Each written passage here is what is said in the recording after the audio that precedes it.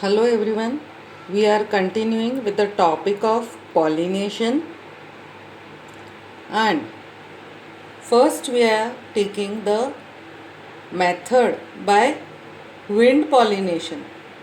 So we will have to see the characteristic features of this method. Now it is a very common method of pollination.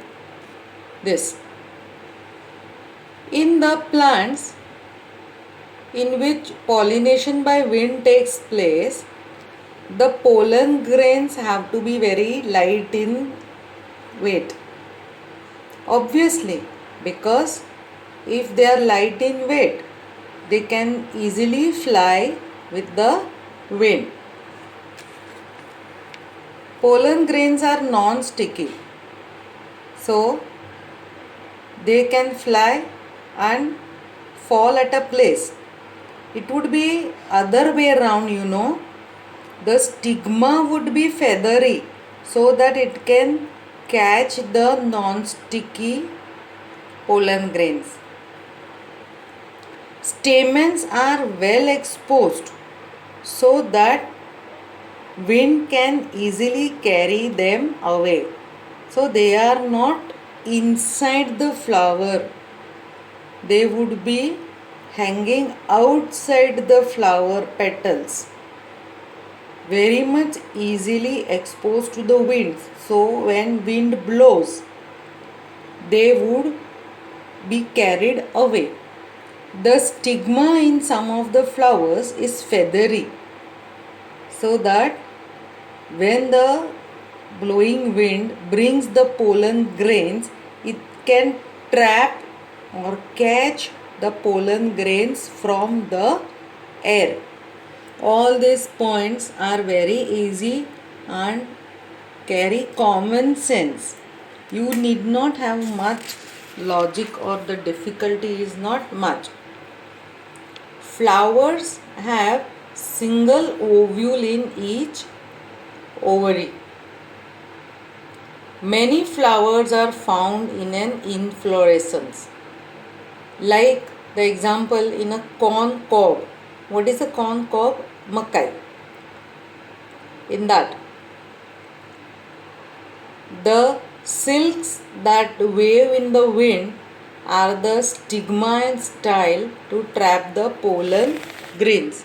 Like here, see, in the male flowers which are found at the top portion of the plant, and the corn cob which are below over here, these are the female and these are the male flowers. Now this is the maize plant. Where are the male flowers? At the tip of the plant. Where are the female flowers? In the axis over here. So when the wind is blowing and the plant is swaying, the pollen from here fall down on the flowers, female flowers over here. So they get stigma and they make the pollen tube and fertilize the flowers over here. This is about the maize plant. Now let us take the example of pollination by water. It is a rare or less. Only 30 genera of plants show pollination by water. Mostly it takes place in monocotyledons, algae, bryophyte and pteridophyta.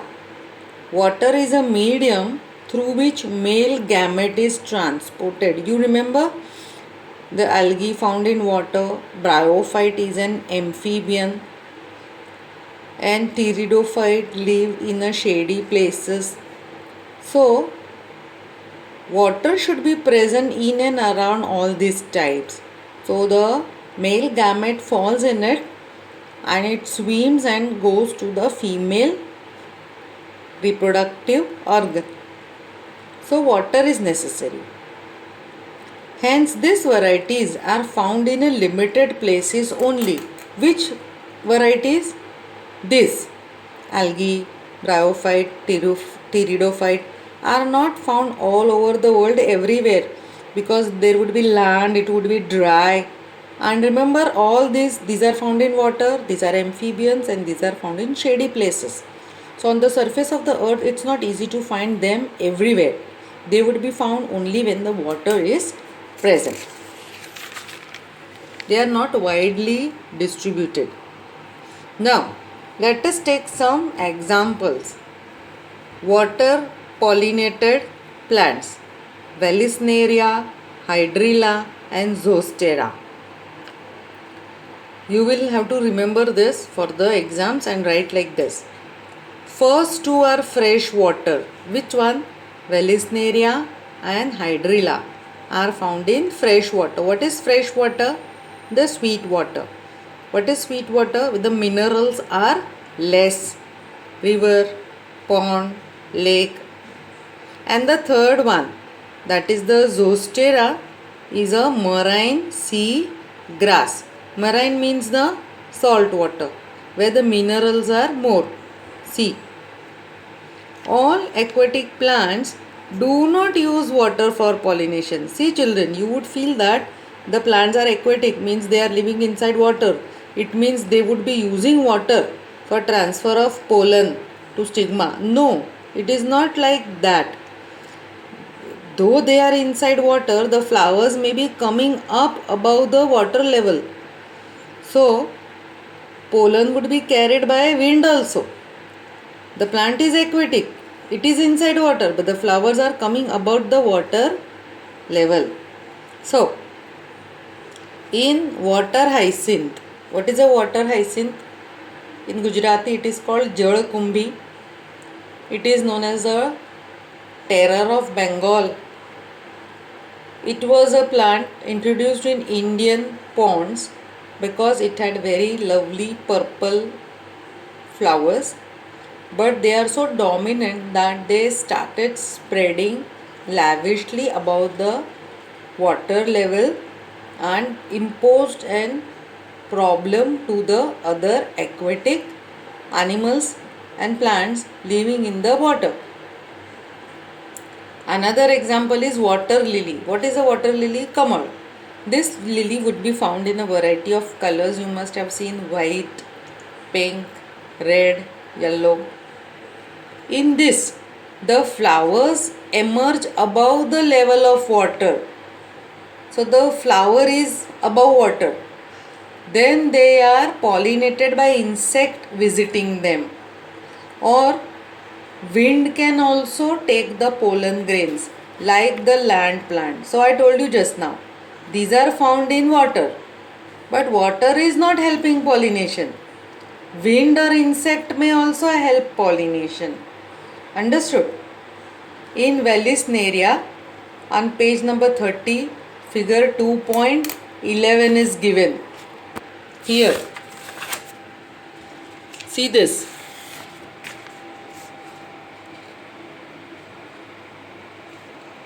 Here, this is the stigma of the female flower. The male flower are given out in water. Now, there is a water current produced like this. The male flower is trapped in this and it moves around and goes inside and meets the female reproductive system. So, here there is a long stalk, so the female flower reaches the surface of water. See this long stalk which is coming out above the water. So the flower remains above the water. The male flower reaches pollen grains. the male flower releases pollen grains on the surface of water. They are carried by water. Which are carried by water? The pollen grains to the female flower stigma. Another example, in sea grasses, female flowers remain submerged in the water. They are not coming above the water. And pollen grains are also released inside the water. So, pollen grains are long, ribbon-like, carried passively. What passively means what? They cannot swim on their own. They are carried by water. Some reach the stigma and achieve the pollination. Here again see, every time there would be wastage of pollen grain. Pollen grain may be wasted inside the water. It may reach the stigma, it may not reach the stigma. In water pollinating species means in those plants, aquatic plants, where water is helping pollination, pollen grains are protected from becoming wet. They should not become wet. How they are protected? They have a mucilaginous, sticky covering over them. So, they do not become wet though they are inside the water. Now it is very important. And common sense also. See, there is a question given in the book and you can answer it. Both wind and water pollinated flowers are not very colorful and do not produce nectar. It means that the plants in which the pollen grains are carried by wind and water, the flowers are not colorful. They do not produce nectar also. Now what is the reason? Because they do not have to attract the insect. Who is going to take away the pollen grain from them? Wind or the water. The plants which are having colorful flower and produce nectar, they are going to attract the insect by the color, the pretty scent and the color. Now, a little bit the topic is changing. Majority of flowering plants use animals as pollinating agents. Which are the animals? In that you will see that majority are the insect. Insects are very important for pollination because whole crops in the field need this for pollinating them, and hence the beehives made by the honeybees near the field and the farm are very important. Let us see the pollinating agents: bees, butterflies, flies, simple flies, beetles, wasps, ants, moth. Moth are dark black colored butterflies. You do not call them butterflies, they are moths. Birds. Which birds? Sunbirds, hummingbirds, small ones. Even bats are helping in pollination. Among animals, particularly the insects. And in insect also, bees are dominant pollinating agent. What do you mean by dominant? Means in majority of the plants, bees are acting as a pollinating agent. When animals are pollinating agent, we call it as a biotic method of pollination. Biotic means living. Wind and water are abiotic, non-living, which are helping pollination. These are living, biotic, helping in pollination. Many big animals also help in pollination. Example, primates, lemurs. Arboreal, that is living on the tree, rodents, the rats, reptiles. See the lizards, gecko lizard, garden lizard, kachindo in Gujarati. It is known as calotis. Mindwell. This is not the chameleon. Chameleon is a different thing. Now, flowers pollinated by animals are specifically adapted for a particular species of animals. It means that flowers are having such a special shape. When some particular insect or bird is coming near it for pollination, only that insect or bird can take the pollen. No other insect or bird can come near it. So it is very, very particular. It means that both the flower and the animal, that particular animal, are interdependent. Now, what is a characteristic of insect pollinated flowers? Means the flowers in which pollen grains are taken by insect, they have to be very large, they have to be colorful, they have to attract the insect. Now, some of the flowers are white in color, and now in them, the white color flowers are blooming at late evening. So the night is dark, flowers are white, which are easily visible to the insect. Colorful flowers bloom during daytime. Flowers will be having nice scent. And what is another thing? The flower would be rich in nectar. So they are easily visible. The insect can smell it.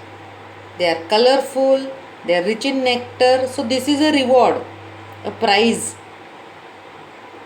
So that when the insect come to them, they should have something in return to eat for themselves. The insect are going to collect the nectar also, the juice from the flowers for themselves. Some flowers are very small, so that time it becomes very difficult to be visible to the insect. So what they will do, many flowers get together and form a one inflorescence. Now they are looking big and they appear big and are easily visible by the insect or the birds.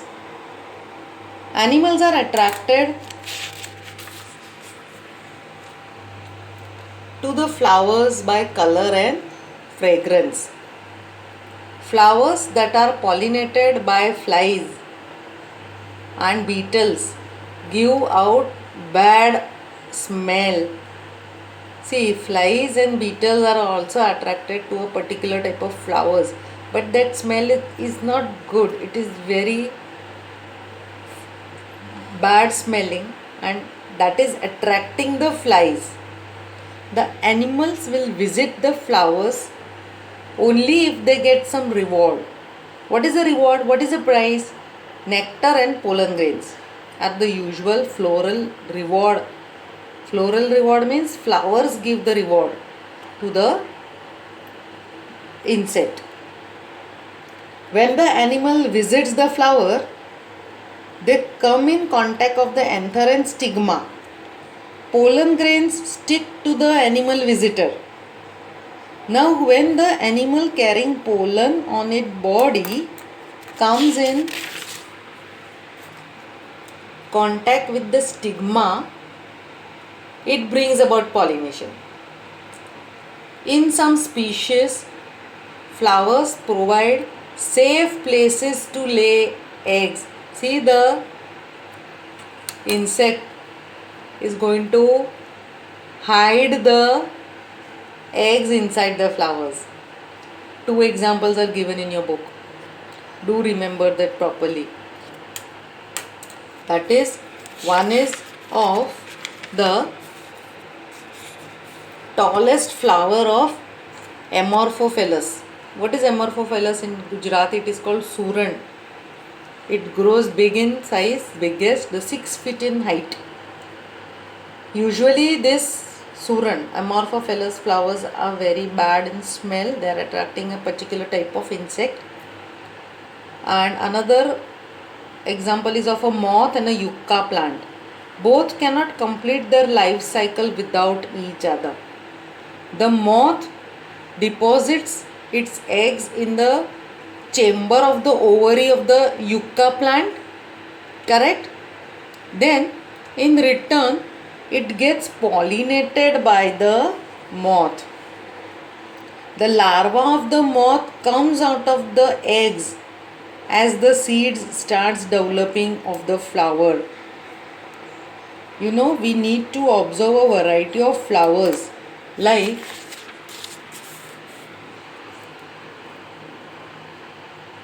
cucumber, mango, people, coriander, papaya, onion, lobia, Gujarati it's called choli, cotton, tobacco, rose, lemon, eucalyptus, nilgiri, banana. Now, the shape of the flower is according to the flower insect that visits them. The insect, I had told you that only that insect will enter inside the flower and no other insect. See, in a way it would become a problem also. If that insect is destroyed, then the flowers will not be able to be pollinated. So when we are killing some of the insect, we are disturbing the nature's balance. This flower is dependent upon this insect. Some insects consume pollen and nectar without helping pollination. They are called pollen nectar robbers. So here the topic of pollination is been completed and a new topic would be starting. I would be sending you the MCQ questions based on the chapter number 1, hoping that you would have perfected the MCQs given previously. They were with answers in them, and try to complete the 11 questions that I had given before and the questions which were given at the back. In this chapter, I think you should be able to make answers to the question number 1, 2, 3 of the second chapter I am talking about. I am talking about the second chapter. You can do up to question number 7, page number 40-41 of this chapter.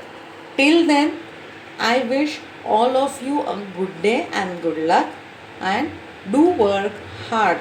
Daily regular practice is of utmost importance to keep away tension. I hope you would study 6 hours daily. Thank you everyone.